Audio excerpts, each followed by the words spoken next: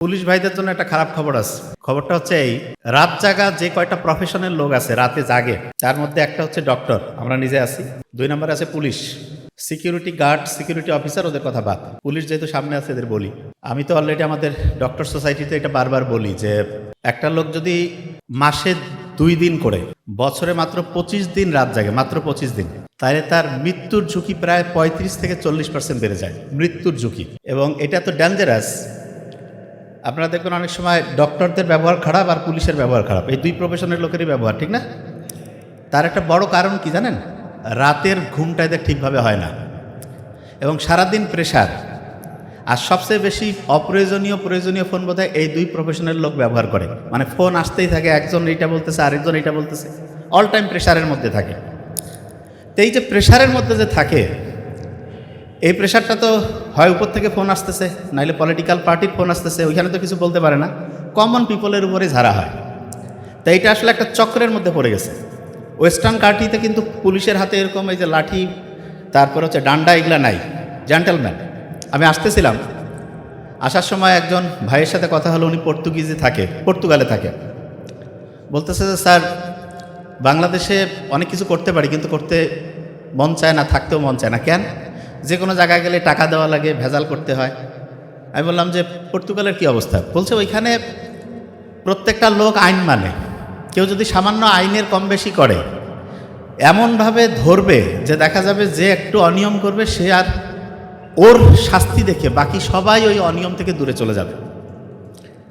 তা আমাদের যারা এই ডক্টর এবং পুলিশ, এই 2 প্রফেশনের লোকদের এই রাত জাগার যে ব্যাপারটা, এটা খুবই কমানো উচিত। এবং রাতে দেখা যায় 1-2 জন ডিউটি করে। আমার তো অনেক ফ্রেন্ড যখন বিসিএস দিয়ে এএসপি হিসাবে ঢুকছিল, আমি তাদের লাইফস্টাইলটা তো জানি। ওদের বেশিরভাগ জনকেই প্রতি সপ্তাহে 1 দিন, কারো আবার 2 দিন, এটা ডিপার্টমেন্ট ওয়াইজ ভেরি করে, দেখা যায় যে রাতে হচ্ছে যে ডিউটি থাকে, গাড়িতে থাকে। কিন্তু এই যে রাত জাগা, আমি বললাম যে তোমাদের স্যারেরা, বলছে আমাদের স্যারেরাও তো দেখা যায় 2টা-3টার সময় হচ্ছে ফোন ধরে। আমি বললাম তাহলে গোটাল পুলিশ সেকশনে যারা আছে এগুলোর ব্রেইনের মধ্যে বড় রকমের প্রবলেম আছে, গ্যারান্টেড, লিখে নিতে পারবে। তার মানে এই সেক্টরটা ভালো করতে গেলে ঘুমাইতে ব্যবস্থা করতে হবে। এবং চোর ডাকাত গুন্ডা বদমাশ নিয়ে কাজ তো পুলিশের। এখন এনারা সারাদিন, এদের মধ্যে আবার ভাগ আছে, কেউ কেউ দেখা যাচ্ছে যে ট্রাফিক সিস্টেমে থাকে, কেউ কেউ প্রোটোকল অফিসারের মধ্যে থাকে। কষ্ট হয় আসলে চিন্তা করলে, অনেক ভালো কাজ করে, কিন্তু এনারা এনাদের প্রবলেমটা কোথাও ভালোভাবে উপস্থাপন করে না। এবং এনাদের উচিত ছিল যে এই প্রবলেমটা জাতির সামনে জানানো। কিন্তু এদের ব্যাপারটা এরকম, উপর থেকে প্রেশার আসবে, ম্যানেজ করো। এই ম্যানেজ করতে করতে লাস্টে নিজেই ম্যানেজ হয়ে গেছে। এটা সত্যি কথা বলছি আমি, কারণ আমি তো সমস্ত প্রোগ্রাম করি, আমি সব অফিসারদের সাথে যেহেতু থাকি, আর আমি সত্যিটা বলি, এই জন্য কোনো টেনশনের কারণ নাই। অন্যরা বলবেন, আমি বলবো। তা আমি চাই যে পুলিশ প্রশাসনের যারা আছে এদের যাতে ঘুমানোর একটা ব্যবস্থা করা যায়, এটা খুব ইম্পর্টেন্ট, 1 নম্বর। আর ডক্টরদেরটা তো এটা নিয়ে আমি বলছি, আমাদের এখানে যেহেতু ডক্টর আপাতত ওইরকম বলার দরকার নেই, বারবারই বলছি যে ডক্টরদেরও রাতে ঘুমানোর একটা ভালো ব্যবস্থা করতে হবে। আচ্ছা, বাংলাদেশ যখন থেকে স্বাধীন হয়েছে, ধরবো কিন্তু কোথার থেকে কি বলতেছি, ধরবো, এই জন্য কথা কওয়া যাবে না, প্রত্যেকটা সেকেন্ড দামি। কিন্তু বাংলাদেশ যখন থেকে স্বাধীন হয়েছে, আমি কিন্তু উত্তর শুনবো আপনাদের কাছ থেকে। এখন পর্যন্ত 5 জন দেশ পরিচালনা করেছে, সেটা রাষ্ট্রপ্রধান হিসাবে বা সরকার প্রধান হিসাবে। 5 জন, নামগুলো আপনারা জানেন, নাম নিতে চাই না। আপনারা শুধু আমাকে বলবেন, আপনারা যার যা মনে আসে বলবেন। এই 5 জনের মধ্যে সবচেয়ে ভালোভাবে দেশ পরিচালনা করছেন কে? নাম বলেন তো। হ্যাঁ, আচ্ছা, ফখরুদ্দিন। আসলে উনি তো একটা ইন্টারিম গভর্নমেন্ট ছিল। আচ্ছা, ফখরুদ্দিনের ব্যাপারটা আমরা আসবো। রাষ্ট্রের উনি কিন্তু হচ্ছে, যেমন এখন যে ইউনূস স্যার আছে, উনি কিন্তু হচ্ছে যে একটা মানে মধ্যবর্তী অবস্থায় কিছু কাজ নিয়ে আসছে। কিন্তু গভর্নমেন্ট ফরমেশনে এসে তত্ত্বাবধায়ক ব্যবস্থা বাদে ছিল যারা, তাদের মধ্যে সবচেয়ে ভালো চালিয়েছে কারা? এরশাদ। আচ্ছা, এরশাদ। আমার মনে হয় এই উত্তরটা এখানে যারা আছি বেশিরভাগ মনে হয়, আমার যেটা মনে হয় যে শহীদ প্রেসিডেন্ট জিয়াউর রহমান হবে। আমার মনে হয় এখানে যারা আছে হয়তো অনেকে অত সিনিয়র না, এই জন্য জানে না। ইতিহাসটা যদি আমরা পড়ি তাহলে দেখা যাবে যে শহীদ প্রেসিডেন্ট জিয়াউর রহমান খুব ভালোভাবে দেশটা চালিয়েছেন।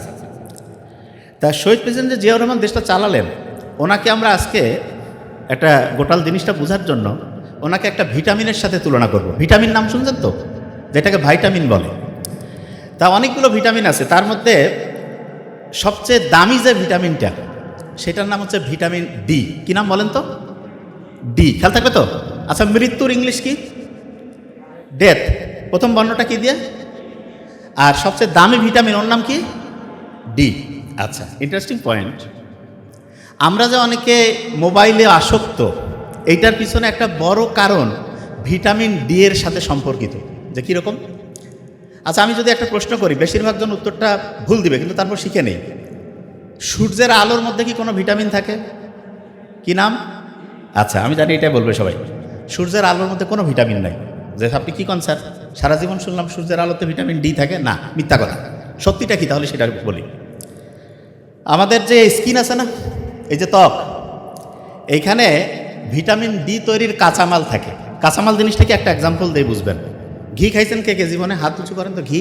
ও, সবাই খাইছে, ভেরি নাইস। ঘি কি ডাইরেক্ট তৈরি হয় নাকি দুধ থেকে দই, দই থেকে মাখন, তারপরে ঘি, এভাবে হয় না? তাহলে ঘিয়ের কাঁচামাল হচ্ছে দুধ। কি বলেন তো? দুধ থেকে আস্তে আস্তে দই হবে, তারপরে মাখন হবে, তারপরে হবে ঘি। আচ্ছা, এই কথা কওয়া যাবে না পরে। তাহলে দই এর আগে থাকলো ওই সাইডে, সামনের দিকে গেলে হচ্ছে মাখন, তারপরে ঘি। তা আমরা যে ভিটামিন ডি এর কথা বলছি না, এইটার কাঁচামাল এইটা থাকে ত্বকের মধ্যে, কিন্তু ততক্ষণ পর্যন্ত কাজ করবে না যতক্ষণ পর্যন্ত সে একটা রশ্মি পাবে না।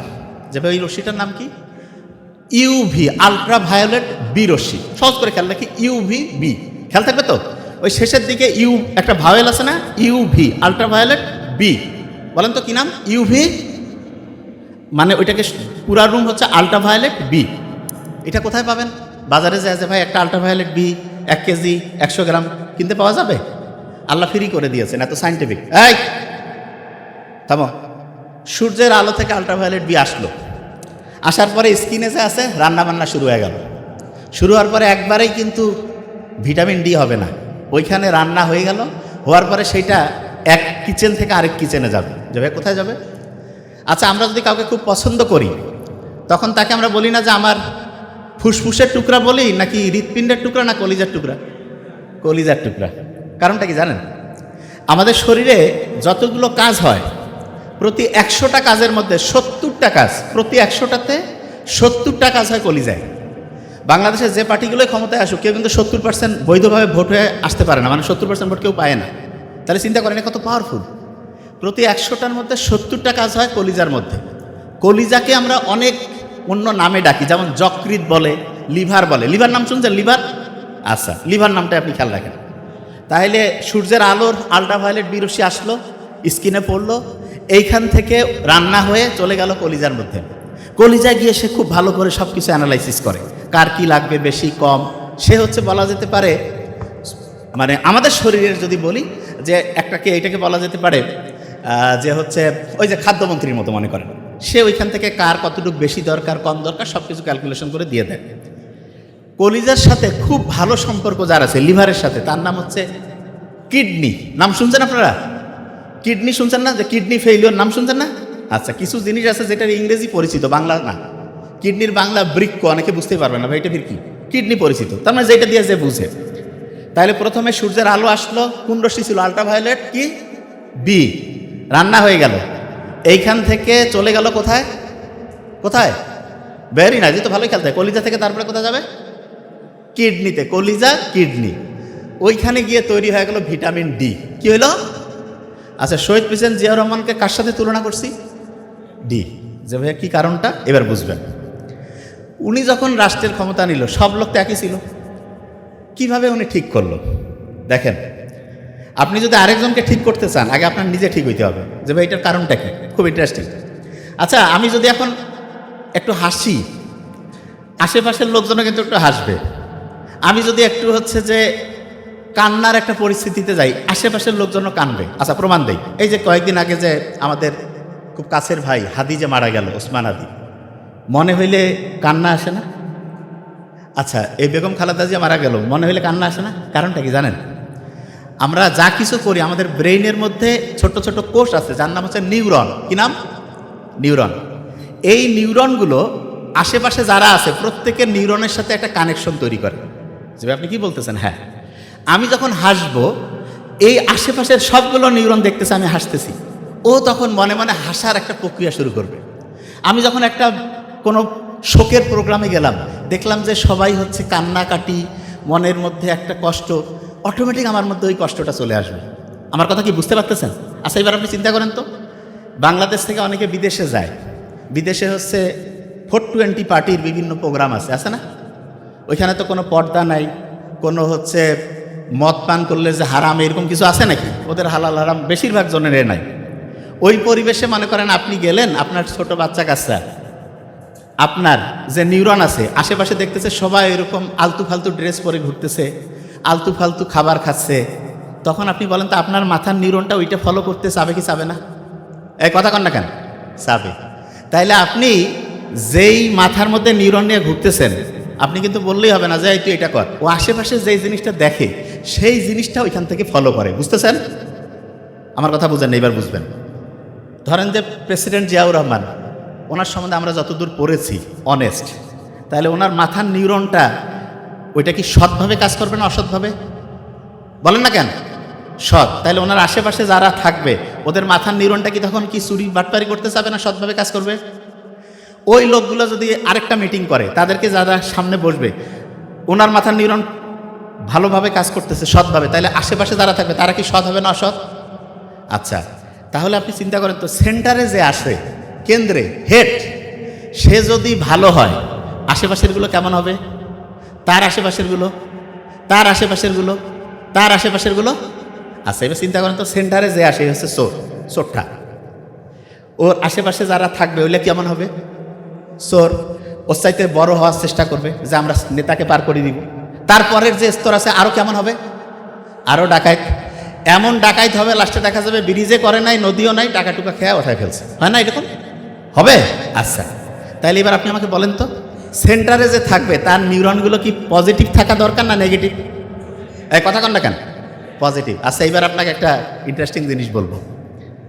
99% ক্ষেত্রে এই ফর্মুলা কাজ করবে। অনেকেই, আচ্ছা এখানে যারা যারা আছেন, আপনার যদি সন্তান থাকে অথবা ছোট ভাই বোন, সন্তান কিংবা ছোট ভাই বোন ভালো কিছু করুক, এটা কারা কারা চান? হাত উঁচু করেন।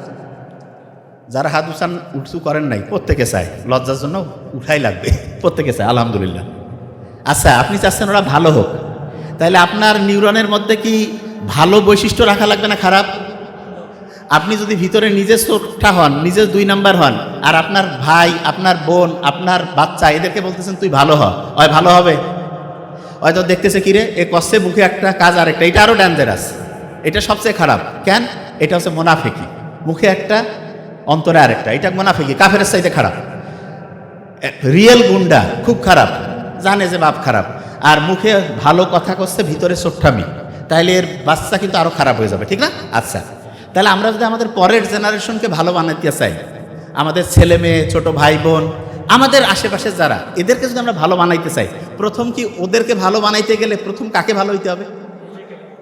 পিওর সায়েন্স না? নিজে ভালো হইতে হবে। নিজে যদি ভালো হই, আশেপাশের সবাই ভালো হয়ে যাবে। আশেপাশে যখন ভালো হবে, ওকে দেখে তারপরেরটা এরকম করে ভালো হবে। আচ্ছা, এবার বলেন তো, একটা ফ্যামিলিতে যতগুলো বাচ্চা আছে, সবচেয়ে গুরুত্বপূর্ণ কোন বাচ্চাটা?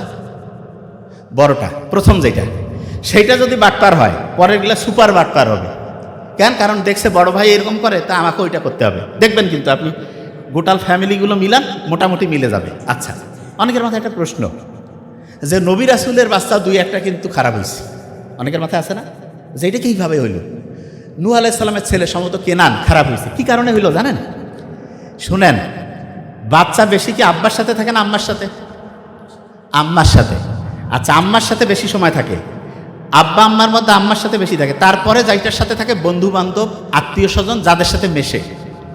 নূহ আলাইহিস সালামের ছেলে যে কেনান ছিল, সে যাদের সাথে মিশত, এগুলা ছিল আল্লাহ অবিশ্বাসী, এরা আল্লাহ বিশ্বাস করতো না, ধর্মকর্ম মানত না। এই কারণে নবীর ছেলে, নবী এত পাওয়ারফুল একটা জিনিস, আল্লাহ পছন্দ করে নাকি ভোট করে বানাইছে যে আজকে নবী হয়ে যাবে, বুঝছে নাকি? আল্লাহ বানাই দিছে না? সেই রকম চুজ করা একজনের বাচ্চা খারাপ হয়ে যেতে পারে, কি কারণে? যদি তার সঙ্গটা খারাপ হয়। সঙ্গটা কি হয়? খারাপ হয়। আচ্ছা, সঙ্গটা খারাপ হইলে যে বাচ্চাটা খারাপ হইলো, এটার পিছনে ওই যে ব্রেইনের ওই কোষটা, নিউরনটা দেয় না? আচ্ছা, আপনি আয়নার সামনে যখন দাঁড়ান, আয়নার ইংলিশ হচ্ছে মিরর, কি নাম বলেন তো? এই জন্য এই যে নিউরন, প্রত্যেকটা নিউরন আরেকটা নিউরনের সামনে হচ্ছে আয়নার মতো, এই জন্য এই সিস্টেমটাকে একটা স্পেশাল নাম দিছে মিরর নিউরন, MN, মিরর। এই কথা বোঝা যায় না, মিরর নিউরন। আচ্ছা, যে জায়গায় আমি ছিলাম, তাহলে শহীদ প্রেসিডেন্ট জিয়াউর রহমান কোন ভিটামিনের মতো? ডি। আচ্ছা, এবার একটা প্রশ্ন করব, বেশিরভাগ জন ভুল উত্তর দিবে, সমস্যা নেই, নাহলে শিখা যাবে না। ভিটামিনের আমি কয়েকটা নাম বলতেছি, ABCD, খুব সহজ তো না? এরকম সব হইলে তো ভালোই তো। ABCDE পর্যন্ত আছে, তারপর একটা F নাই, ফালতু ফেইলিওর গ্রেড তো নাই, জিও নাই, এইচও নাই, পরের লাস্টে যেটা আছে সেটার নাম হচ্ছে কে। কি নাম? কে। কে। এই যে অতগুলো ভিটামিন আছে, আপনার বলেন তো কোন ভিটামিনটা সবচেয়ে বেশি ক্যালোরি আছে? ক্যালোরি কেতে বলছে, আর কেউ? ক্যালোরি মানে বুঝেন তো, শক্তি। কোন ভিটামিনে বেশি ক্যালোরি আছে? আচ্ছা, আপনাদের একটা ইন্টারেস্টিং জিনিস বলি, শুনলে অবাকই হবেন। ভিটামিনে কোনো ক্যালোরি নাই, কোনো শক্তি নাই। যে ভাই ভিটামিনের শক্তি নাই, দুর্বল হয়ে গেলে ডাক্তারের কাছে আসে, আমাদের কাছে আসে, বলে যে স্যার আমাদের একটা ভিটামিন লিখে দেন। কেন? দুর্বল লাগতেছে, বলে না? তাহলে এটা তো মারাত্মক কথা যে স্যার ভিটামিনে কোনো শক্তি নাই, তাহলে আমি যখন দুর্বল হয়ে যাই তখন আমরা ডাক্তারের কাছে গিয়ে বলতেছে আমার দুর্বল লাগতেছে, আমার একটু ভিটামিন লিখে দেন। ডক্টর লিখে দিল, বাস কয়েকদিন পরে বলতেছে আমার এখন চাঙ্গা লাগতেছে। শুনছি তো আমরা এরকম, না? এটা কি কারণে হয় শোনেন, খুব ইন্টারেস্টিং। ভিটামিনে কোনো শক্তি নাই, কোনো শক্তি নাই। ভাই তাহলে কাজটা করে কি? ভিটামিন মানুষকে উৎসাহিত করে। কি করেন বলো তো? উৎসাহিত করে, উদ্দীপ্ত করে।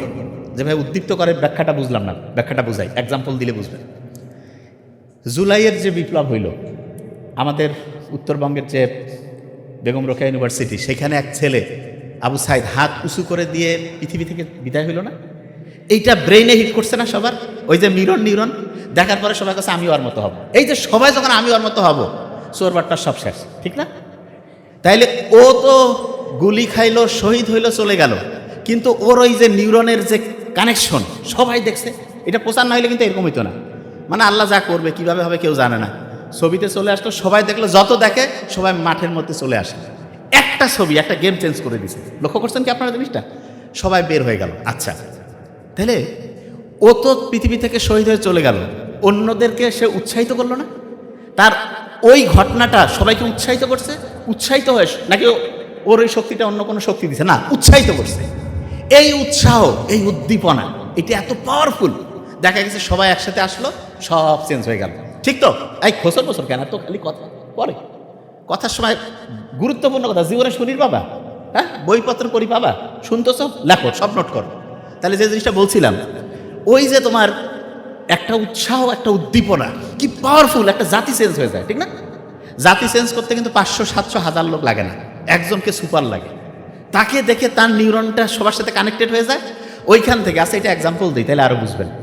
করোনা যে আসলো, কোভিড 2020, তখন যে আসলো, একজনের কাছ থেকে সারা দুনিয়া ছড়াই গেছে না? তার মানে একটা থেকে ছড়াইতে সব জায়গায়। এরকম একটা উদ্দীপনা একজনের কাছ থেকে সবার মধ্যে সে ছড়াই যেতে পারে। ভিটামিন ডি কি উদ্দীপনা দেয় জানেন? শুনলে অবাক হবেন। ভিটামিন ডির সবচেয়ে বড় উদ্দীপনা যেটা, ওই যে বলছেন এর তো কোনো শক্তি নাই, এ কি করে উদ্দীপ্ত করে? এর সবচেয়ে সেরা উদ্দীপনা যেটা, 1 নাম্বার, সেটা হচ্ছে আমাদের যে টেনশন, অ্যাংজাইটি, ওই যে থাকে না যে ভাই খুব স্ট্রেসের মধ্যে আছি, এইটা কমায়। এটা কি করে? কমায়। তা ভিটামিন ডিটা আমি পাচ্ছি সূর্যের আলো থেকে, আসলো আলট্রাভায়োলেট বি, এইখানে রান্না বান্না হইলো স্কিনে, তারপরে ওইটা চলে গেল কলিজার মধ্যে, কলিজা থেকে কিডনিতে, তৈরি হয়ে গেল ভিটামিন ডি। ওইটার কোনো শক্তি নাই, কিন্তু সে কী করে? উৎসাহদাতা, প্রচণ্ড উৎসাহিত করে। আচ্ছা, এখন একটা ইন্টারেস্টিং জিনিস বলি।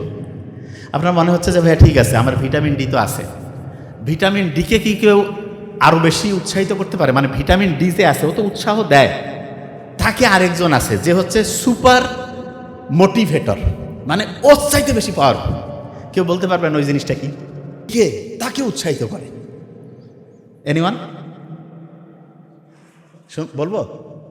বলি, পানি। এ হচ্ছে সুপার মোটিভেটর। আল্লাহ যে মানুষকে তৈরি করছে, যে জীবন যে তৈরি করছে, কি থেকে? পানি থেকে। বিজ্ঞানীরা যে কোনো জায়গায় যখন জীবন খুঁজে, ওইখানে কি মাইক্রোস্কোপে ঘোষণা মানে দেখে নাকি যে জীবন, বা মাইকিং করে নাকি যে ভাই এখানে জীবন নামে কেউ আছে নাকি? কি করে? পানি খুঁজে। যেখানে পানি আছে সেখানে জীবন আছে। ইন্টারেস্টিং। তার মানে পানি হচ্ছে সুপার মোটিভেটর, সুপার মোটিভেটর।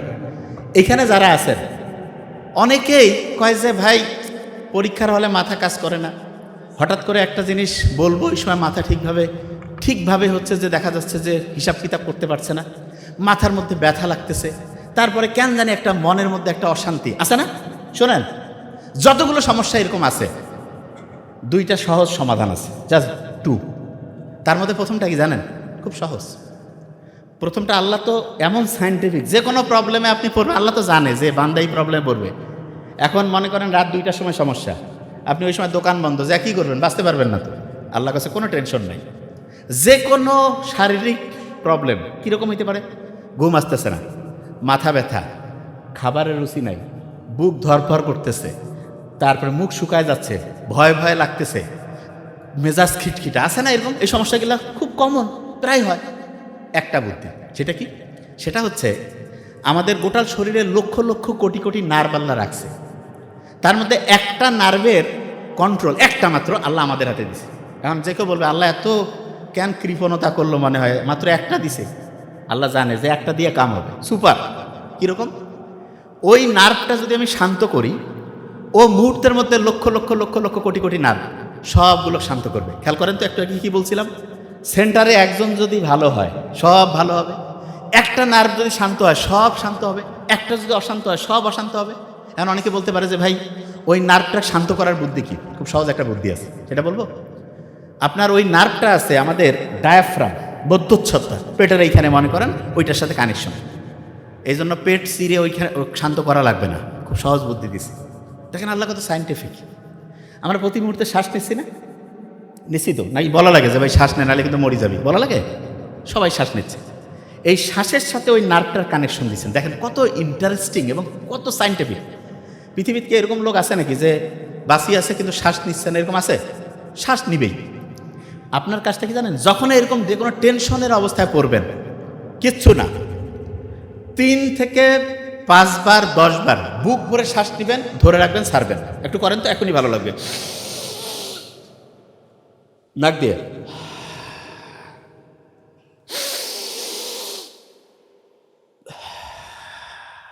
লাভটা কি? ফেরেনিক নার্ভ শান্ত হইল। সে শান্ত হয়ে চুপচাপ বসে থাকবে না, জেন্টেলম্যান সে। সাথে সাথে লক্ষ লক্ষ কোটি কোটি নার্ভকে শান্ত করে ফেলবে। এবং নার্ভগুলো যখন শান্ত হইল, বুক ধরপর কমে গেল, মুখের মধ্যে যে ওই যে মুখ শুকায় গেছিলো সেটা কমে গেল, ঘুমের সমস্যা কমে গেল, মাথা ব্যথা অনেকটা কমবে। তারপরে অনেকের করছে যে মাথা ব্যথা কমতেছে না, কোনো সমস্যা নেই। কুসুম কুসুম গরম পানি, একটু পাহাড়িয়া স্প্রিং সল্ট লবণ দিয়া একটু খেয়ে ফেলেন, দেখবেন ওইটা যে ব্রেইনের মধ্যে কাজ শুরু করে দিবে। কিছুক্ষণের মধ্যে দেখবেন যে আপনার মাথা ব্যথা অনেকটা ইনশাল্লাহ কমে যাবে। ক্লিয়ার? আচ্ছা, এবার দেখেন খুব ইম্পর্টেন্ট জিনিস। দিনের বেলা যদি আমি রোদে যাই, ওইখান থেকে আসলো আল্ট্রাভায়োলেট বি, রান্না হইল, তারপরে গেল কলিজায় মানে লিভার, তারপরে গেল হচ্ছে কিডনি, যে সে কী হয়ে গেল? ওই যে ভিটামিন ডি, যেটা হচ্ছে মোটিভেটর। আচ্ছা, ভিটামিন ডিকে মোটিভেট করতে পারে, উৎসাহিত করতে পারে, কি নাম? পানি। সত্যি করে বলবেন, একদম একটা হিসাব শিখাই দেই, নোট করে রাখেন। 35 কেজি ওজনের জন্য 1 লিটার পানি লাগবে। মানেটা কি? একজনের ওজন যদি 35 কেজি হয়, তাহলে তার সারাদিনে পানি খাওয়া লাগবে কতটুকু? 1 লিটার। 70 কেজি হলে কত? 105 কেজি হলে 3 লিটার। এখন এটার সাথে আপনি ক্যালকুলেশন করবেন, তার মানে পানির হিসাবটা বুঝছেন। এর মধ্যে একটু বলে রাখি, ছেলেদের একটু পানি বেশি খাইতে হয়, মেয়েদের তুলনামূলক একটু কম খাইলে হবে। আচ্ছা, এখানে একটা জিনিস বলে রাখি, অনেকের দেখানো যায় না ইউরিনের সমস্যা, বেশ করে মেয়েদের এটা বেশি হয়। খুব সহজ, বেশি করে পানি খাইতে হবে, এটা 1 নম্বর ট্রিটমেন্ট। মেয়েরা কিন্তু তুলনামূলক যেহেতু ওয়াশরুম সব জায়গায় ব্যবহার করতে পারে না, পানি কম খায়, এই জন্য মেয়েদের অনেকগুলো কারণের মধ্যে একটা বড় কারণ পানি কম খাওয়ার কারণে ইউরিনের মধ্যে ইনফেকশন হয়, এবং এই ইনফেকশনটা থেকে বাঁচার জন্য পর্যাপ্ত পরিমাণে পানি খাইতে হবে। আরেকটা জিনিস, আমরা ইসলামে যারা, আমরা যখন প্রস্রাব করি তখন কি আমরা বসে করি না দাঁড়ায়? নর্মালি বসে। এখন অনেকে কথা ভাই কী ব্যাপার, আল্লাহ এটা কেন দিল, দাঁড়িয়ে করলে কী হইতো? দেখেন বিজ্ঞানীর অবাক হয়েছে, কেউ যে ক্রমাগত দাঁড়িয়ে প্রস্রাব করে, তখন আমাদের প্রস্রাবের সাথে ক্রমাগত যেটা করতে থাকে, দাঁড়িয়ে দাঁড়িয়ে প্রস্রাব করছে, তখন দেখা যাবে প্রস্রাবের সাথে আস্তে আস্তে প্রোটিন যাবে, যেটাকে মেডিকেলের ভাষায় বলে প্রোটিন ইউরিয়া। তার মানে দাঁড়িয়ে যখন কেউ প্রস্রাব করে ক্রমাগত, তখন আস্তে আস্তে তার প্রস্রাবে প্রোটিন যেতে থাকে, এবং প্রস্রাবে প্রোটিন যাওয়া মানে আস্তে আস্তে তার কিডনির যে ক্যাপাসিটি, সেটা ক্রমাগত দ্রুততার সাথে ধ্বংসের দিকে যাচ্ছে। কিডনি রোগী ভয়ঙ্কর খারাপ, আল্লাহ হেফাজত করুক। ক্যান্সারে মরলে তো একটা একরকম, কিডনি ডায়ালাইসিস আল্লাহ হেফাজত করুক। কিডনির রোগ থেকে বাঁচার জন্য অনেক তো সিস্টেম আছে, তার মধ্যে একটা গুরুত্বপূর্ণ যে জিনিস সেটা হলো আপনি দাঁড়িয়ে প্রস্রাব করবেন না। আল্লাহর নিয়ম তো মানলে দেখেন কত লাভ। আপনার হচ্ছে প্রোটিন যাওয়ার যে প্রক্রিয়া সেটা আল্লাহর রহমতে ওইটা থেকে মুক্ত থাকবেন, কিডনির কর্মক্ষমতা ঠিক থাকবে। আচ্ছা, আরেকটা জিনিস, দাঁড়ায় পানি খান কারা কারা? খান নাকি? আলহামদুলিল্লাহ, খাই না। দাঁড়িয়ে পানি না খেয়ে যে আমরা বসে পানি খাই, দাঁড়িয়ে পানি খাইলেও দেখা যায় কিডনির উপরে এটা নেগেটিভ একটা ইম্প্যাক্ট ফেলে, তার মানে ওইটা আমাদের শরীরের জন্য ক্ষতিকর। আমি বিজ্ঞান যতগুলো পড়ছি, যা কিছু বুঝি, আমি অবাক হয়েছি শুধু কি কারণে জানেন? আল্লাহ আমাদের জন্য যেটা ভালো সেটা আমাদের শরীরের জন্য ভালো দেখে সেইটাকে আল্লাহ করতে উৎসাহিত করছে, আর যেটা আমাদের শরীরের জন্য খারাপ সেটাকে করতে আল্লাহ নিষেধ করছে। অনেকে বলে ভাই এটা কীরকম, এক্সাম্পল দিই। এবার সত্যিটা বলবেন কিন্তু। আচ্ছা, একটা এলাকায় সবাই 4-5 জন মিলে একসাথে হইলেন, সমালোচনা করতে কেমন লাগে? সত্যি কথা কথা, খুব মজা লাগে, ঠিক না? সমালোচনা করলে সবাই খুশি, হ্যাঁ কী হয়েছে রে, কত দেখি। আচ্ছা, ইসলাম এই যে গীবত করা, সমালোচনা, এগুলাকে কি উৎসাহিত করছে না নিরুৎসাহিত? তো অনেকের মাথায় যে এটা আল্লাহ কেন করলো, শুনেন। এই ব্রেইনের মধ্যে কোনো কারণে যদি ভূমিকম্প হয়, কি হয় বলেন? ভূমিকম্প। তাহলে এটা কি ব্রেনের জন্য ভালো না খারাপ? খারাপ। এই নর্মালি ঢাকায় ভূমিকম্পের ভয় সব পালাইছে না, আর আপনার ব্রেইনে ভূমিকম্প, ব্রেইন থেকে পালা যার পাবেন, তাই তো নিজে শেষ। ব্রেইনে যদি ভূমিকম্প হয় তাহলে দেখা যায় যে ব্রেইনের যেই জায়গায় যে যে জিনিস রাখছেন, আচ্ছা আমি সহজ করে বলি, ভূমিকম্প হলে এখানে সব কি এরকম থাকবে না, উলট পালট হয়ে যাবে? তাই ব্রেইনে আপনি যে যে জিনিস রাখছেন, ভূমিকম্প হইলে কি ওই জায়গায় থাকবে না, উলট পালট হয়ে ভাঙচুর হয়ে সব ধ্বংস হয়ে যাবে? ধ্বংস হয়ে যাবে না? আচ্ছা, এখন অনেকে যে ভাই ব্রেইনের ভূমিকম্প টের পাবো কী করে, শুনেন, খুব ইম্পর্টেন্ট। ব্রেইনে ভূমিকম্প হয়েছে কি না এটা বোঝার একটা ইন্টারেস্টিং পয়েন্ট আছে। কি পয়েন্ট? একটা রাসায়নিক উপাদান আছে যার নাম হচ্ছে ডোপামিন। কি নাম? ডোপামিন। খেয়াল থাকবে তো, ডোপামিন। কি নাম? ডোপামিন। ব্রেইনে যদি কোনো কারণে খুব বেশি ডোপামিন বেড়ে যায় তাহলে ব্রেইনে ভূমিকম্প হয়, এবং ব্রেইনে ভূমিকম্প মানেই ব্রেইন ক্ষতিগ্রস্ত হইল, পড়া মনে রাখার ক্যাপাসিটি কমলো, চিন্তা করার দক্ষতা কমলো, ব্রেইনের জন্য খারাপ। বিজ্ঞানীরা অবাক হয়েছে, যখন কেউ সমালোচনা করে, বিভিন্ন বিষয় সম্বন্ধে হচ্ছে অপ্রয়োজনীয় গল্পগুজব করে, তখন ব্রেইনে হাই ডোপামিন করণ হয়, তখন ব্রেইনে ভূমিকম্প হয়। তাই ইসলাম কি সমালোচনা, গীবত এটাকে উৎসাহিত করছে না নিরুৎসাহিত? নিরুৎসাহিত। কেন? কারণ আল্লাহ তো জানে, আল্লাহ বানাইছে না এটা, যে হাই ডোপামিন করণ হবে, ব্রেইনের জন্য ক্ষতিকর। আচ্ছা, এবার একটা ইন্টারেস্টিং জিনিস, জুয়া খেলা ইসলামে হালাল না হারাম? কেউ যখন জুয়া খেলে, যারা জুয়া খেলে আল্লাহ হেফাজত করুক, কিছুদিন পর পর আর না খেললে মাথার সার্কিট ধ্বংস হয়ে যায়। ওই কিন্তু জানে, সব জানে যে এটা খারাপ, অমুক তমুক, হারার পরে আসি আফসোস, মাথার মধ্যে হাত, কেন যে করলাম কি। আমি জানি তো, আমাদের কাছে রুগী আসেন, কি হয়েছে, কয় যে স্যার কয়েকদিন পর ওইটাতে খেলতে যদি না যাই মনে হয় যে দুনিয়া আর কিছু নেই, খেললাম হারলাম, তারপরে খালি আফসোস যে কেন এটা করলাম। বিজ্ঞানীরা দেখছে যে এই জুয়া খেলার আগের মুহূর্তে তার ওই জুয়ার যে একটা থ্রিলিং, এইটার কারণে তার হাই ডোপামিন ক্ষরণ হয়, এবং এইটা ওই একবার হাই ডোপামিন যদি আপনি ওই মজাটা পেয়ে যান, তখন আর স্বাভাবিক যে ডোপামিন সেটা আর ভালো লাগবে না। এই কারণে আল্লাহ যে জুয়াতে শুধু অর্থনৈতিক ক্ষতি তাই না, আপনার ব্রেন যে আছে ব্রেনটাও ধ্বংস হয়ে যায়। জুয়ারও খুব বুদ্ধিমান হওয়ার সুযোগে নেই। হ্যাঁ, 2-4 জন এক্সেপশনাল, যেটা আলাদা। নর্মালি যে জুয়ার সাথে আসক্ত হয়ে যাবে তার ডোপামিন অসম্ভব বেশি ক্ষরণ হবে, ব্রেইনের মধ্যে ভূমিকম্প হবে, তার ব্রেইনের যে ক্যাপাসিটি ধ্বংস হয়ে যাবে। তাইলে জুয়া এটা কি ব্রেইনে ভূমিকম্প তৈরি করতেছে কি করতেছে না? এক কথা বলেন না কেন? তাইলে এইটা আমাদের ব্রেইনের জন্য ভালো না খারাপ? খারাপ। আচ্ছা, এবার দেখেন, আপনারা অনেকেই বলবেন যে এই ইসলামের খুব ইন্টারেস্টিং একটা জিনিস আছে, সেটা কি জানেন? সেটা হলো, আপনি দেখেন অনেকের এই কথাটা আপনি শুনবেন, নিজের ওয়াইফের সাথে যে আমাদের যে সম্পর্ক, এটাকে ইসলাম কি নিষিদ্ধ করছে? কিন্তু ওয়াইফ ছাড়া অন্যদের ক্ষেত্রে কি এটাকে উৎসাহিত করছে? কেন করছে? করেন। এইটা কেন? কারণ নিজের স্ত্রী ছাড়া অন্যদের সাথে যখন আমরা চিন্তা ভাবনা করতে যাই, তখন আমাদের ব্রেইনে হাই ডোপামিন ক্ষরণ হয়, এবং হাই ডোপামিন যখন ক্ষরণ হবে তখন ব্রেন কি ভালো হবে না খারাপ হবে? খারাপ। তার মানে যেই জিনিসটা ইসলামে আপনাকে নিষিদ্ধ করছে, এইটা এখন সায়েন্স বুঝতেছে যে এইটা আমাদের জন্য ক্ষতিকর দেখে ইসলাম এটাকে নিষিদ্ধ করছে। আচ্ছা, বুঝাইতে পারছি তো এই জিনিসটা? আচ্ছা, যে জায়গায় আমি ছিলাম, ভিটামিন ডি খেয়াল আছে? তাইলে ওইটা উৎসাহদাতা। দিনের মধ্যে যদি আপনি সকাল 10টা, 10:30 থেকে দুপুর 2:30, 3টার মধ্যে যদি 20-25 মিনিট, 15 মিনিট হইলেও হবে, যদি আপনি সূর্যের আলোর নিচে থাকেন, দেখা যাবে আপনার শরীরের মধ্যে যে এই যে এখানে যে কোষগুলো আছে না, এই কোষগুলো থেকে একটা জিনিস তৈরি হবে যার নাম হচ্ছে মেলাটোনিন। কি নাম বলেন তো? মেলাটোনিন। রাতের বেলাও ওই জিনিসটা তৈরি হয়, দিনেও হয় সূর্যের আলোর মধ্যে মেলাটোনিন, রাতেও হয়। এই মেলাটোনিনটা কি করে জানেন? অসাধারণ কয়েকটা কাজ করে। কি কাজ? আমরা কই না যে ভাই ডিপ্রেশনে আছি, ডিপ্রেশনে পড়লে ডাক্তারের কাছে গেল, কিছু অ্যান্টি ডিপ্রেশন লিখে দিল, টাকা পয়সা দিয়ে খাইলো, ঘুমাচ্ছে। ওই মেলাটোনিন কি করবে জানেন? Natural anti depressant. তার মানেটা কি? আপনি যেই লোকটা ডিপ্রেশনে আছে তাকে দিনের বেলা সূর্যের আলোতে 20-25 মিনিট ঘুরাইলেন, তার শরীর থেকে মেডিসিন তৈরি হয়ে গেল, মেলাটোনিন। রাতেও সন্ধ্যার পরে, এশার নামাজের পরে সে হচ্ছে যে মোবাইল টোবাইল দেখে লাইট বন্ধ করে থাকলো, মেলাটোনিন তৈরি হইল। এই 2 বেলা তার মেলাটোনিন অ্যান্টি ডিপ্রেসেন্ট ওষুধ, কেমিক্যাল, এইটা শরীরের ফ্যাক্টরি থেকে তৈরি হলো। কোনো টাকা নাই, কোনো সাইড ইফেক্ট নাই, খালি ভালো উপকার। রাতে ঠিকভাবে ঘুম হবে, দিনের বেলা সে টেনশন, ডিপ্রেশন ফ্রি হয়ে গেল। সুবহানাল্লাহ বলবেন না? আচ্ছা, এই যে যেই কোম্পানিগুলো আছে দুনিয়ায়, সবাই যদি এরকম শরীর থেকে ওষুধ বানায় খায়, কোম্পানি চলবে? হ্যাঁ? তাহলে কোম্পানি কি চাবে দেখেন, সিস্টেম বুঝবেন এবার। কোম্পানি চাবে যেভাবে হোক এই লোকগুলো হচ্ছে কোম্পানির ওষুধের এই জায়গায় আনতে হবে, আনলে বিক্রি, বিক্রি হইলে টাকা, টাকা হইলে তো ব্যবসা চলবে, ঠিক না? আচ্ছা দেখেন কোন জায়গা থেকে শুরু করছে এরা। ব্রয়লার মুরগির যে ডিম কারা কারা খান? হাত উঁচু করেন। সবাই খায়। আচ্ছা, এবার শুনেন, আমি কিছুদিন আগে ব্রয়লার মুরগি নিয়ে একটা স্পিচ দিয়েছিলাম। কিছু ব্রয়লার মুরগির ব্যবসায়ী বা অন্য কেউ কি আমি জানি না, ওরা এসে আমাকে অফিস থেকে জানাইছে, ওরা এসে করছে হ্যাঁ সারিলা কথা কেন করছে, যে আমাদের এটা সরকার খাচ্ছে অমুক তমুক। আচ্ছা, সরকার কি খায় সেটা আপনাকে আমি বলি, তাহলে শুনলে অবাক হবেন। আমেরিকার প্রেসিডেন্টও কিন্তু মুরগি খায়। খুব ভালো করে নোট করেন, খুব ইম্পর্টেন্ট।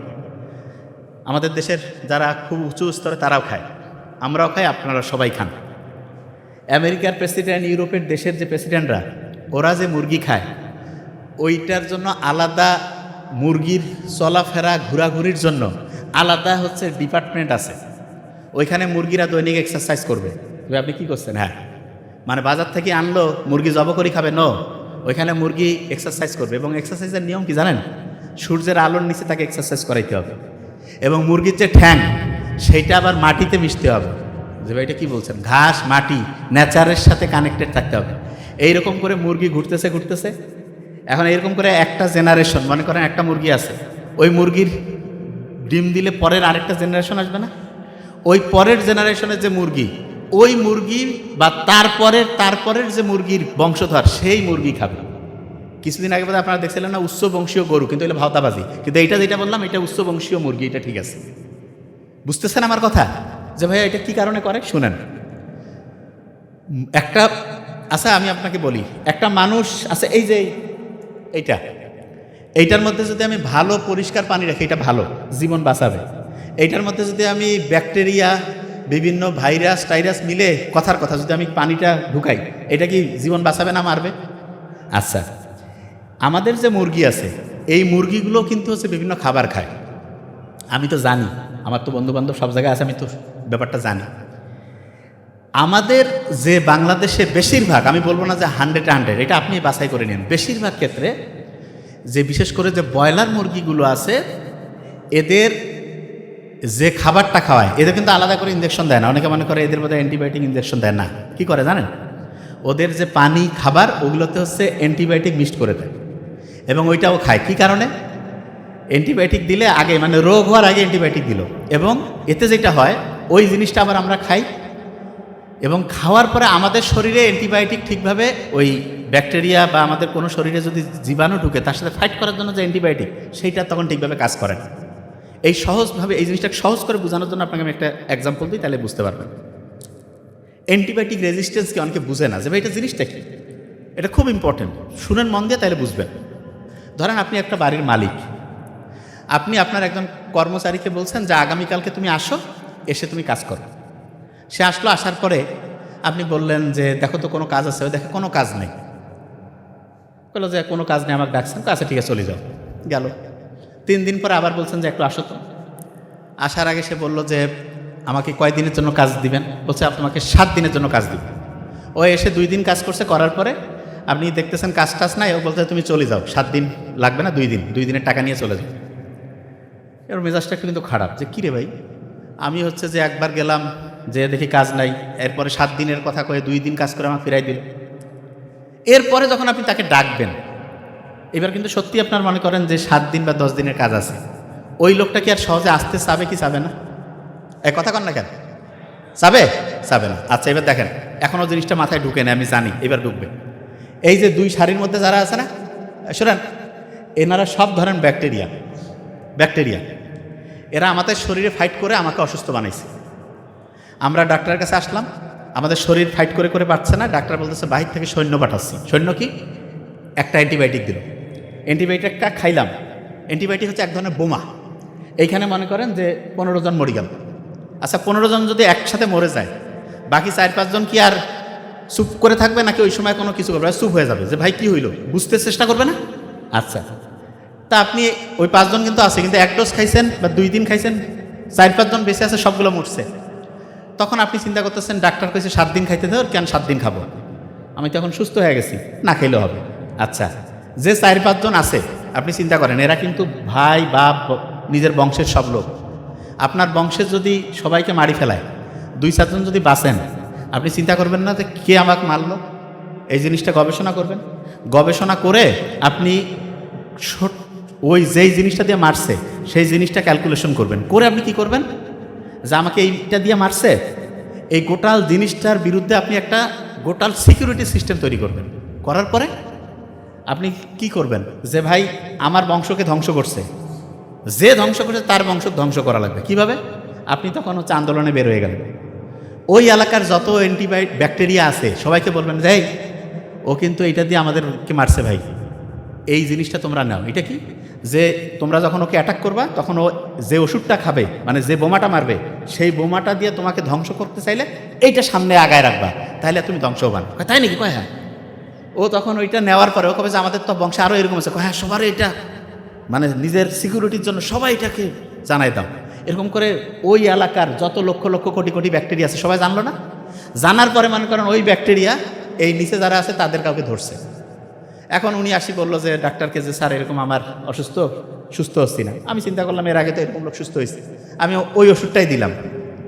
ওরা কিন্তু আগের থেকে রেডি হয়ে আছে, ওষুধ খাইলো 1 ডোজ, কাজ হয় না। তারপরে যে সুস্থ হয়েছে তাকে বলছে কি দোস্ত তোমার না 1 ডোজে কাজ হয়েছিল? কয় হ্যাঁ। তোর হচ্ছে না? কয় তাহলে ডাবল পরীক্ষা। 2 দিন 3 দিন 7 দিন খাওয়ার পরে কাজ হচ্ছে না। কেন? কারণ যেটা দিয়ে ওকে মারবেন সেইটার টেকনিকটা সে আগেই বের করে ফেলছে। এই কারণে এই যে প্রথমে ধ্বংস হইলো পরে ধ্বংস হইলো না, বাধা দিল না, এইটাকেই সহজ করে বলে অ্যান্টিবায়োটিক রেজিস্ট্যান্স। কখন হইতে পারে সহজ করে? আপনার শরীরে ধরেন যে কোনো জীবাণু নাই, তখন যদি আপনি খান, এটা তাহলে হইতে পারে। কাজ নাই, ডাকছেন। আরেকটা হচ্ছে যে সবাইকে মারতে হবে, কিছু মারলেন কিছু রাখলেন, তাহলে ওই যারা আছে তারা বাকি সবাইকে সিস্টেমটা বুঝাই দিবে। সিস্টেম যদি বুঝাই দেয় তখন অন্যের শরীরেও যদি আপনি অ্যান্টিবায়োটিক সত্যি সত্যি দেন, ওরা তো আগের থেকে রেডি যে এরকম করে মারবে, আমরা আগের থেকে এরকম করে ধরবো, তাহলে কিন্তু তাদেরকে আর হারানো যাবে না, তখন তারাই জয়ী হয়ে যাবে। বুঝাইতে পারছি আমি কি বলছি? এই যে বেগম খালেদা জিয়া যে মারা গেল, ওনার ফুসফুসের মধ্যে একটা ছত্রাক ফাঙ্গাল ইনফেকশন ছিল, ওইটাকে যে অ্যান্টিবায়োটিক দিয়ে মারবে এরকম কোনো অ্যান্টিবায়োটিক কাজ করতেছিল। এই কারণে ওইটা থেকে ইনফেকশন হয়ে সারা শরীরের মধ্যে রক্তে মিশে গেল। আস্তে আস্তে আস্তে আস্তে ওনার জীবনের একদম মানে শেষ পর্যায় থেকে পৃথিবী থেকে চলে গেল। এটা বুঝাইতে পারছি? আচ্ছা, যে জায়গায় আমি ছিলাম, এই যে ব্রয়লার মুরগি এগুলো 28-30 দিনে বড় করে, বাসায় যদি আপনি নিজে পুষে খান কোনো সমস্যা নেই, কিন্তু বাজার থেকে যেগুলো খাওয়া এগুলো ক্যাডমিয়াম, লেড, সীসা, এগুলো এত ক্ষতিকর, শরীরের রক্তের মধ্যে বিষ মিশায় দেয়। আপনি চিন্তা করেন তো, আপনার রক্ত কি ঠিকভাবে কাজ করবে? আপনার রক্ত কি ঠিকভাবে ফাইট করতে পারবে রোগের বিরুদ্ধে? আস্তে আস্তে আপনি মৃত্যুর দিকে আগায় যাবেন। ডিম যেটা আছে, ডিমের ক্ষেত্রে আমি আপনাকে বলি, সব সময় চেষ্টা করবেন দেশি মুরগি, দেশি হাঁস, এগুলোর ডিম খাইতে, এগুলো। অথবা যদি আপনি নিজে বাসায় পেলে খেতে পারেন, বাসায় পুষতেছেন, ওগুলো থেকে সবচেয়ে ভালো হবে। আচ্ছা, যে জায়গায় আমি ছিলাম, এত লোক যে ক্যান্সার, এত কিডনির রুগী, লিভারের সমস্যা, আলসার, আজ থেকে 50-70 বছর আগে আপনি বাবা মা দাদা দাদিদের কাছে শুনেন, এত লোক কিন্তু অসুস্থ ছিল না। ছিল? কারণটা কি জানেন? এক নাম্বার কারণ হচ্ছে খাবার। কি বলেন তো? খাবার। আপনি বাসায় যে এই সবজিটাও খাচ্ছেন, দেখা যাচ্ছে স্প্রে করে নিয়ে আসলো কীটনাশক। মাছ যেটা আছে সেইটার মধ্যে হচ্ছে দেখা যাচ্ছে যে কীটনাশক, মানে ওই মাছের মধ্যেও কিন্তু সে মিক্সড করে দিচ্ছে একটা ক্ষতিকর কেমিক্যাল, সেইটা আপনি খেয়ে ফেলতেছেন। তারপরে আপনি যে চাল আছে, চালের মধ্যে ইউরিয়া মিশাচ্ছে। বাজারের যত পচা খাবার আছে সবগুলোর মধ্যে কোনো না কোনো কেমিক্যাল। তাহলে এটা আপনার শরীর কি ভালো করবে না খারাপ করবে? হ্যাঁ, খারাপ করবে। আচ্ছা, তাহলে এগুলো থেকে বাঁচার বুদ্ধিটা কি? সবচেয়ে ভালো বুদ্ধি যেটা আমি মনে করি সেটা কি বলি? এক নাম্বার যেটা করতে পারলে সবচেয়ে ভালো, টাকা একটু বেশি হোক, অল্প খাই, সবসময় দেশি এবং ইমানদার ব্যবসায়ী যারা কোনো ভেজাল মিশায় না তাদের কাছ থেকে খায়। আর অনেক ব্যবসায়ী জানেও না যে এত ক্ষতি। এটা যদি আমরা করতে পারি, আস্তে আস্তে দেখা যাবে যে আমাদের শরীরে জীবাণু ঢুকবে না, বেশি দিন বাঁচবো সুস্থভাবে, অনেক লম্বা সময় ভালোভাবে থাকতে পারবো। আচ্ছা, যে জায়গা থেকে আমি বের করছিলাম, যখন দিনের মধ্যে ভিটামিন ডি আমাদের ঠিকভাবে কাজ করতে পারে তখন তো আমি খুব ভালো, ওই যে রাতে ঘুম হইল, দেখা গেল টেনশন থেকে বাঁচলাম। আচ্ছা, রাতের বেলা মোবাইল চালায় এবং মোবাইল চালানোর মধ্যে দুইটা বৈশিষ্ট্য বলবো। একটা ভিডিও দেখতেছে, ভিডিওটা দেখার আগে কমেন্টস পড়ে। কারা কারা হাদিস করেন? একটা ভিডিও দেখা শুরু হয়েছে, গোটাল শেষ করার আগে কমেন্টস পড়তেছি। কারা কারা সত্যি করবেন? হ্যাঁ, আছে না? আচ্ছা, শুনেন, যারা একটা ভিডিও দেখতে গিয়ে বেশিক্ষণ ভিডিও দেখার না যেতেই কমেন্টস পড়া শুরু করেন, তাদের ব্রেইনের মধ্যে একটা সমস্যা হয়ে গেছে। সেটাকে মেডিকেলের ভাষায় খুব বড় একটা নাম আছে, ADHD, attention deficit hyper activity disorder. কঠিন শব্দ বাদ দেই, সহজ করে বুঝাই দেই। অনেকের মনে হয় না যে আজকে আমি ডাক্তার হব, কালকে মনে হয় বাংলাদেশের বড় প্রধানমন্ত্রী হব, তারপরের দিন মনে হয় যে না আমি খেলোয়াড় হব, তারপরের দিন মনে হয় ইঞ্জিনিয়ার হব। এরকম ভিন্ন ভিন্ন জিনিস মনে হয়। কার কার হাত উঁচু করেন? আচ্ছা, অনেকের এরকম আছে। এইটার মূল কারণ কি জানেন? আপনার একটা জায়গায় ফোকাস করার, একটা জায়গায় লক্ষ্য করে কাজ করার যে ক্যাপাসিটি সেটা নষ্ট হয়ে গেছে। কাজ করার ক্যাপাসিটি নষ্ট হয়ে গেছে। এবং এটা কি কারণে হইল সেটা বলি। গোল্ড ফিশের নাম শুনছেন? গোল্ড ফিশ একটা একরকমের মাছ ধরেন। এইটা একটা জায়গায় ফোকাস করতে, একটা জিনিস মন দিয়ে শুনতে, মানে মনোযোগের সাথে করতে পারেন 9 সেকেন্ড। আর আমরা যারা মানুষ আছি, মাইক্রোসফট কোম্পানি গবেষণা করছে মানুষের একটা জায়গায় মনোযোগ দেওয়ার, একটা জিনিসের প্রতি মানে হচ্ছে যে অ্যাটেনশন দেওয়ার টাইম এখন হচ্ছে 8 সেকেন্ড। কত সেকেন্ড? তাহলে কোন তো গোল্ড ফিশ আর মানুষ, এই দুইটার মধ্যে অ্যাটেনশন কার কম? মানুষের। 8 সেকেন্ড। আপনার তো মনে হবে যে না আমি তো 8-10 ঘন্টা পড়ি, ঘন্টু পড়েন, পড়া হয় না। আপনারা পৃথিবীর খুব সেরা একজন ধনী মানুষ, ঠিক আছে, উনি মাত্র 5 থেকে 6 মিনিট অ্যাটেনশন দিতে পারত। আর আপনি যদি এটা 2-3 মিনিট করতে পারেন তাহলে খুব ভালো। যে ভাই এত কম, হ্যাঁ, কিন্তু এখন মাত্র 8 সেকেন্ডে নামছে। কি কারণে নামলো সেটা বলি।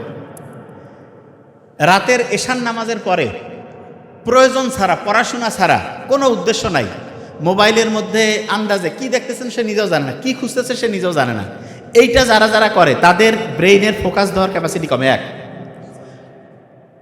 হ্যাঁ, সকালে যারা ঘুম থেকে উঠে, সকালে ঘুম থেকে উঠে দেখা যাচ্ছে যে শুরু করে দিল মোবাইলের মধ্যে, সে হচ্ছে প্রথমে ওয়াশরুম যাক বা দাঁত মাজুক, তার আগে দেখা যাচ্ছে সে শুরু করে দিয়েছে, মোবাইল দেখা শুরু করছে।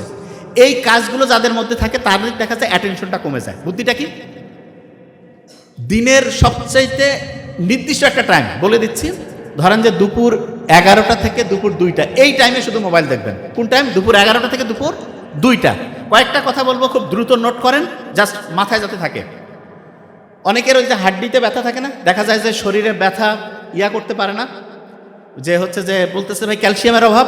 শোনেন, দেশি পানটা আছে না, পানের সাথে একটু চুন দিয়ে খাবেন, কিন্তু না সুপারি টুপানি, পানের সাথে চুন।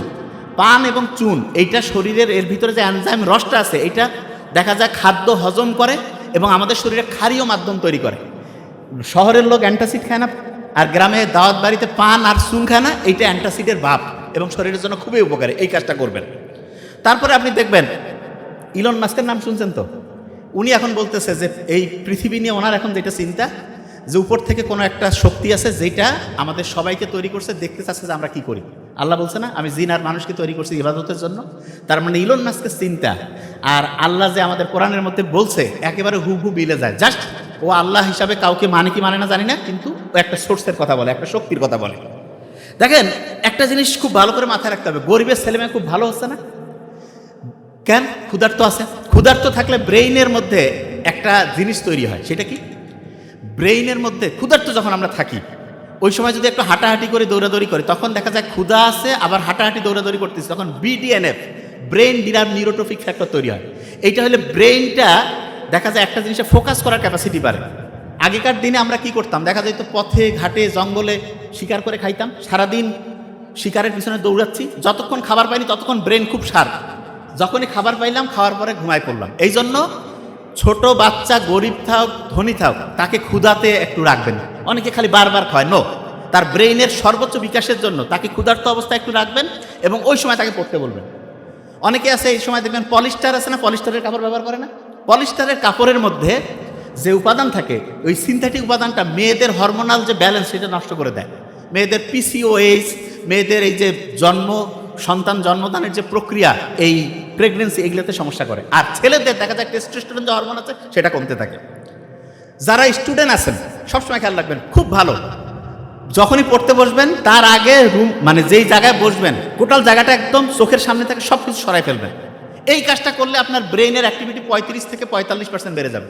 তারপরে ডায়েরি নিলেন, কলম নিলেন, আর ওই যে বইটা নিলেন, নিয়ে একটু 1 মিনিট পড়ার টার্গেট করবেন। 1 মিনিট। অনেকে টার্গেট করে 8-10 ঘন্টা পড়বো, পড়া হবে না। ব্রেন কবে যে 8-10 ঘন্টা পরে পড়ি, একটু ফেসবুক থেকে ঘুরিয়ে আসতে গিয়ে শেষ। 1 মিনিট টার্গেট নিয়ে পড়বেন, গেম চেঞ্জিং হবে। আর যা পড়বেন মেইন পয়েন্টটা লিখবেন। আমরা যা কিছু খাই, যে এখানে বোতল আছে, আমি কিন্তু এগুলো খাই না নর্মালি, দেখবেন আমার বোতলগুলো আলাদা। এগুলোর মধ্যে আমি সেদিন আকিস গ্রুপ অফ ইন্ডাস্ট্রিজের ওইখানে প্রোগ্রামে ওনাকে বললাম, মহিউদ্দিন ভাই খেয়েছে, এগুলোর মধ্যে মাইক্রোপ্লাস্টিক আছে। এগুলো কি করে? রক্তের মধ্যে ঢুকে রক্তের নালীগুলোকে আস্তে আস্তে আস্তে আস্তে আস্তে জ্যাম করে দেয় এবং রক্ত ঠিকভাবে কাজ করতে পারে না, রক্ত হচ্ছে জ্যামের মধ্যে পড়ে যায়। রক্ত যদি জ্যাম লাগে, রক্ত যদি ঠিকভাবে কাজ না করে, তখন দেখা যায় আমাদের শরীরে রোগ জীবাণু বাঁধে। এবং এই জন্য ইসলামের মোহাম্মদ সাল্লাল্লাহু আলাইহি ওয়াসাল্লাম খুব অসাধারণ একটা হচ্ছে রক্ত পরিষ্কারের জন্য হিজামা করবেন। আমার ছোটো ভাই নোবেল এটা নিয়ে খুব ভালো করে বলে, হিজামা যদি করেন গেম চেঞ্জিং হবে। এবং সব খাবারের মধ্যে এত প্লাস্টিক, বিজ্ঞানীরা দেখছে প্রতিদিন প্রায় 50,000 মাইক্রোপ্লাস্টিক আমাদের শরীরে ঢুকতেছে। আস্তে আস্তে এটা আমাদের কোষগুলোর যে স্বাভাবিক গঠন ধ্বংস করতেছে এবং আমরা ক্যান্সার, আলসার, লিভারের সমস্যা, এই বড় বড় সমস্যার দিকে আগায় যাচ্ছে। সুগন্ধি ইসলামের খুব ভালো একটা জিনিস না? ইসলাম কত অসাধারণ। বিজ্ঞানীরা এখন দেখতেছে, কেউ যখন বডি স্প্রে, মানে এক কথায় সে আতর মাখুক আর যাই মাখুক, সুগন্ধি যখন সে ব্যবহার করে, তার ব্রেইনের 2টা অংশ, প্রিফ্রন্টাল কর্টেক্স, হিপ্পোক্যাম্পাস অ্যাক্টিভ হয়ে যায়। হইলে কি হবে? পড়া দ্রুত শর্ট টার্ম থেকে লং টার্ম মেমোরিতে যাবে, পড়া মনে থাকবে। আর একটা জিনিস বলে রাখি যেটা খুব ইম্পর্টেন্ট, যখন আপনি পড়বেন, যখন আপনি একটা নতুন জিনিস পড়বেন, তখন বাম হাতটা মুষ্টি করে পড়বেন। আর যখন রিভিশন দিবেন, রিভিশন মানেটা আর না, আর প্রথম বর্ণ, রাইট হ্যান্ড মানে আর না, ডান সাইডের যে রাইট হ্যান্ড এইটা দিয়ে এইটা হাতটা চিপে ধরে পড়বেন। মানে নতুন জিনিস পড়ার সময় বাম হাতটা মুষ্টি করে ধরবেন, আর যখন পুরাতন জিনিস রিভিশন দিবেন তখন ডান হাতটা মুষ্টি করে ধরবেন। কেন? ডান হাতটা মুষ্টি করে ধরলে ব্রেনের বাম সাইডটা, বাম হাতটা মুষ্টি করে ধরলে ব্রেনের ডান সাইডটা অ্যাক্টিভ হবে এবং পড়াটা তখন ঠিকভাবে যেখানে রিজার্ভ করার কথা সেখানে হবে। 1 মিনিটের কথা এখন সবগুলোর রিজার্ভ যা যা আমরা বলছি এটা এখন ধরে ফেলবো। শহীদ প্রেসিডেন্ট জিয়াউর রহমান কোন ভিটামিনের মতো? Vitamin D. আচ্ছা, ভিটামিন ডি যদি ঠিকভাবে কাজ করে আমাদের টেনশন বাড়বে না কমবে? কমবে।